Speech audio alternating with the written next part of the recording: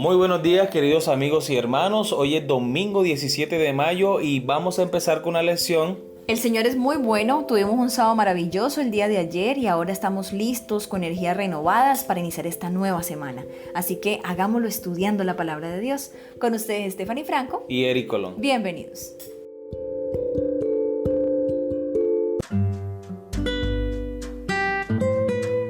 Muy bien, nuestra lección para hoy en el principio. Lee Génesis capítulo 1, versículo 1. ¿Qué verdades profundas se revelan aquí? Génesis 1:1.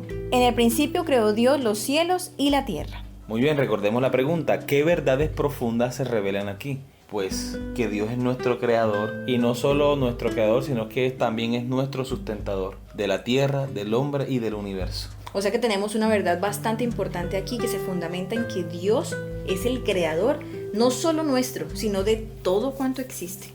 Este versículo de Génesis 1:1 ha sido muy polémico, ha sido lleno de conflicto entre el mundo científico y el mundo religioso. Muy bien, continuamos con la lectura. La Biblia se abre con las palabras más sublimes y profundas, palabras que son simples, pero al mismo tiempo contienen una profundidad inmensurable al estudiarlas detenidamente. De hecho, las primeras preguntas de la filosofía sobre quiénes somos, por qué estamos aquí y cómo llegamos aquí se responden con la primera frase de la Biblia. Y noten que la Biblia no se preocupa por demostrar que Dios existe o quién es Dios. No, sencillamente el Génesis empieza diciendo: en el principio creó Dios. Esto es una aseveración, una afirmación que da por sentado. Sigue diciendo la lección: existimos porque Dios nos creó en un tiempo específico en el pasado.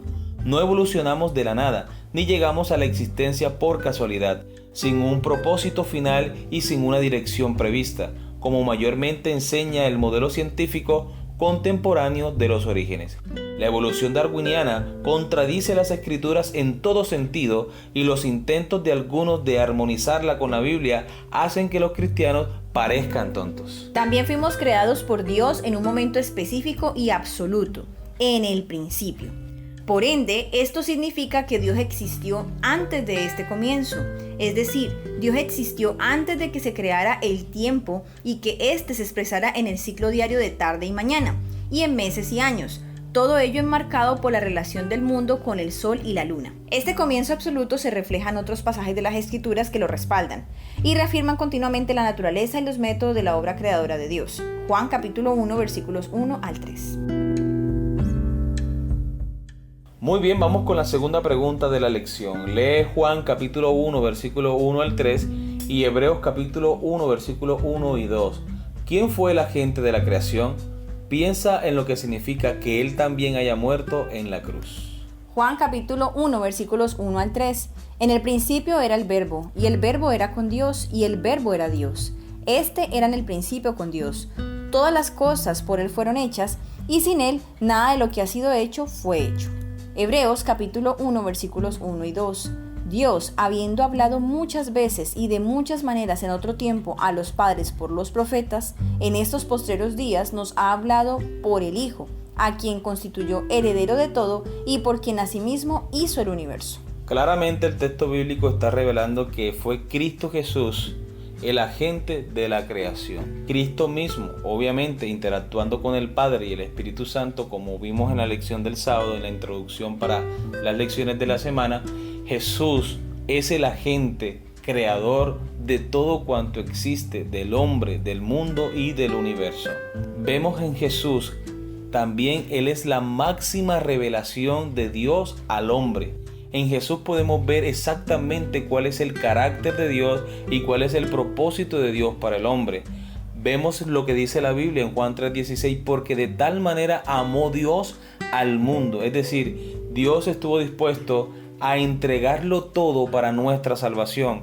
Y cuando digo Dios no me refiero al Padre o al Hijo o al Espíritu Santo. Cuando digo Dios me refiero a la deidad completa, tanto al Padre como al Hijo y al Espíritu Santo.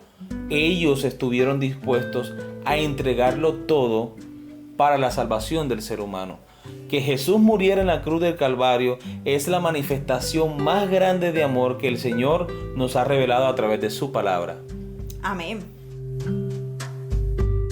La Biblia enseña que Jesús fue el agente de la creación. La Biblia dice que todas las cosas por Él fueron hechas y sin Él nada de lo que ha sido hecho fue hecho.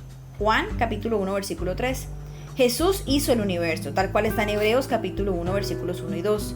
Debido a que todas las cosas tienen su origen en Jesús al principio, podemos tener la esperanza de que al final Él completará lo que ha comenzado, porque Él es el alfa y la omega, el primero y el último.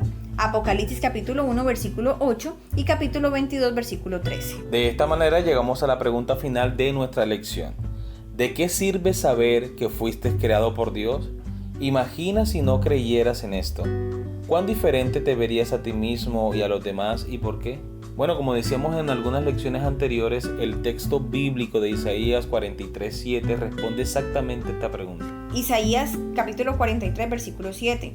A todos los llamados de mi nombre, que para gloria mía los he creado, los formé y los hice. Muy bien, este versículo nos está diciendo que nosotros tenemos un principio en Dios, que Él nos creó con un propósito santo, sublime. Él nos creó para la gloria suya.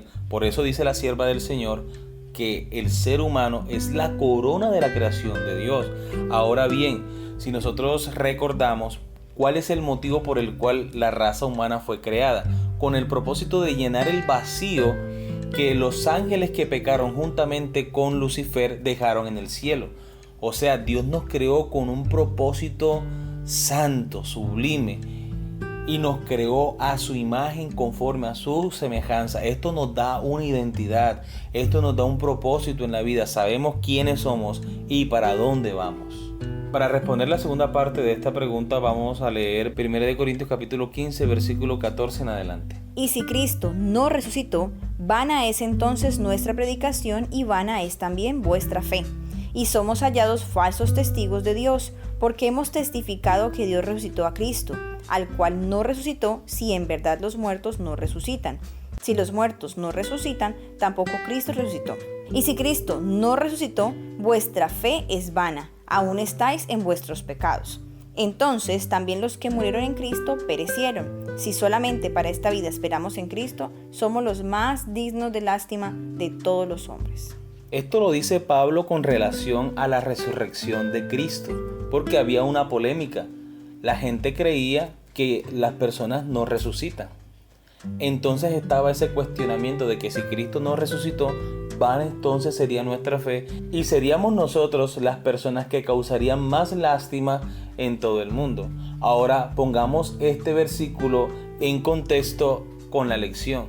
Si Cristo no es nuestro creador, si Él no fue el que fundó las bases de este mundo, si Él no nos ha dado un propósito de vida, entonces nosotros, los cristianos, los que hemos decidido seguir a Dios, obedecer su palabra, seríamos las personas que causaran mayor lástima entre todos los habitantes de la tierra. Pero sabemos que nuestra fe no es vana.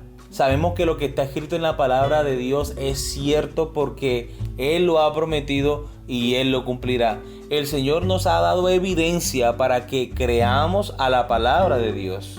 Muy bien, hemos llegado al final de la lección. Esperamos que haya sido de gran bendición como lo ha sido para nosotros. Dios le bendiga y esperamos que escuchen la próxima lección de mañana.